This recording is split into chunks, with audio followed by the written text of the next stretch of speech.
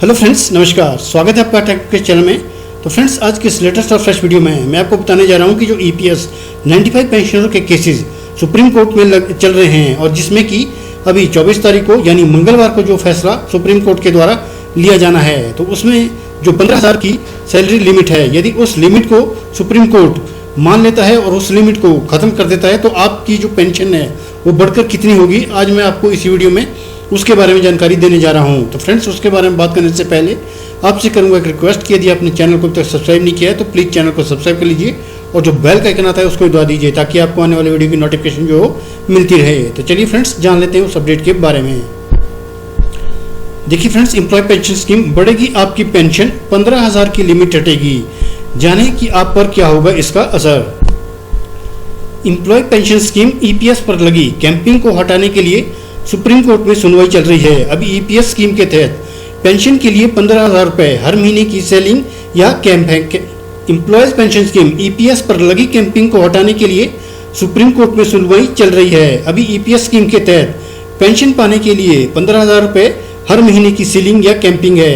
इस लिमिट को हटाने को लेकर मामला कोर्ट में विचाराधीन है। सुप्रीम कोर्ट ने भारतीय संघ और कर्मचारी भविष्य निधि संगठन ईपीएफओ की याचिकाओं पर कहा था कि 17 अगस्त 2021 से रोजाना सुनवाई का फैसला किया था। अभी फिलहाल नियम क्या है। एम्प्लॉय प्रोविडेंट फंड में जब कोई कर्मचारी सदस्य बनता है तो वो ईपीएस का भी सदस्य बन जाता है। कर्मचारी की बेसिक सैलरी का 12% कंट्रीब्यूशन पीएफ में जाता है। कर्मचारी के अलावा इतना ही हिस्सा एम्प्लॉयर के खाते में भी जाता है, लेकिन एम्प्लॉयर के कंट्रीब्यूशन में से एक हिस्सा ईपीएस यानी पेंशन फंड में जमा होता है। ईपीएस में बेसिक सैलरी का 8.33% कंट्रीब्यूशन होता है। हालांकि पेंशन योग्य सैलरी की अधिकतम सीमा 15,000 रुपये है। ऐसे में पेंशन फंड में हर महीने अधिकतम 1250 रुपये ही जमा होते हैं। देखिए, मौजूदा नियमों के मुताबिक अगर किसी कर्मचारी की बेसिक सैलरी 15,000 रुपये है या उससे ज़्यादा है तो पेंशन फंड में 1250 रुपये जमा होंगे। अगर बेसिक सैलरी 10,000 रुपये है तो योगदान 833 रुपये ही होगा। कर्मचारी के रिटायरमेंट पर पेंशन की कैलकुलेशन भी अधिकतम सैलरी 15,000 रुपये ही मानी जाती है। ऐसे में रिटायरमेंट के बाद कर्मचारी ईपीएस रूल के तहत सिर्फ 7500 रुपये बतौर पेंशन मिल सकते हैं। अब 15,000 की लिमिट हटती है तो आपकी पेंशन कितनी मिलेगी। ईपीएफओ के retired enforcement office Bhanu Pratap Sharma के मुताबिक अगर पेंशन से 15,000 रुपये की लिमिट को खत्म कर दिया जाए तो 7500 रुपये से ज़्यादा पेंशन मिल सकती है, लेकिन इसके लिए एम्प्लॉयर का ईपीएस में योगदान भी बढ़ाना होगा। देखिए, ईपीएस की जो पेंशन है उसकी कैलकुलेशन जो है किस तरह से की जाएगी।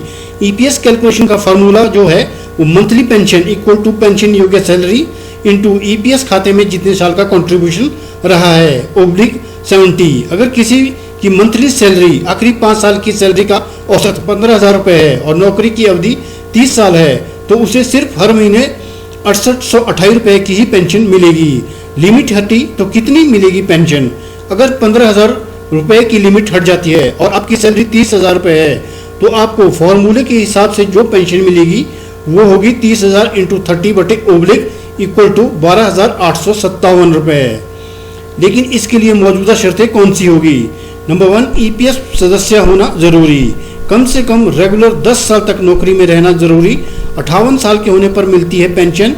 50 साल के बाद और 58 की उम्र में से पहले भी पेंशन लेने का होगा विकल्प। पहले पेंशन लेने पर घटी पेंशन मिलेगी। इसके लिए आपको फॉर्म डी भरना होगा। कर्मचारी की मौत होने पर परिवार को मिलती है पेंशन।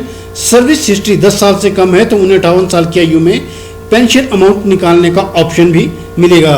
तो देखिए फ्रेंड्स, जो सुप्रीम कोर्ट में अभी केसेस चल रहे हैं, जो उनके एडवोकेट्स हैं उनके द्वारा भी यही दलील दी जा रही है कि जो 15,000 रुपये की वेज लिमिट है उसको जो है वो खत्म कर दिया जाए और एक्चुअल सैलरी के आधार पर जो पेंशन बनती है उसको जो है वो पेंशनरों को दिया जाए। तो यदि इस लिमिट को खत्म कर दिया जाता है, सुप्रीम कोर्ट उनकी बात को मान लेता है, तो आपकी जो बेसिक जो आपकी पेंशन रहेगी वो आपको कम से कम 12,857 रुपये मिलना तय है। लेकिन अब सुप्रीम कोर्ट के ऊपर ये डिपेंड करता है कि वो इस लिमिट को खत्म करता है। तो फ्रेंड्स, आपको ये जानकारी, ये वीडियो कैसी लगी। अगर आपको इसके बारे में कोई और जानकारी लेनी हो तो आप मुझे कमेंट बॉक्स में अपनी राय लिख सकते हैं। तो thanks for watching this video. Thank you very much.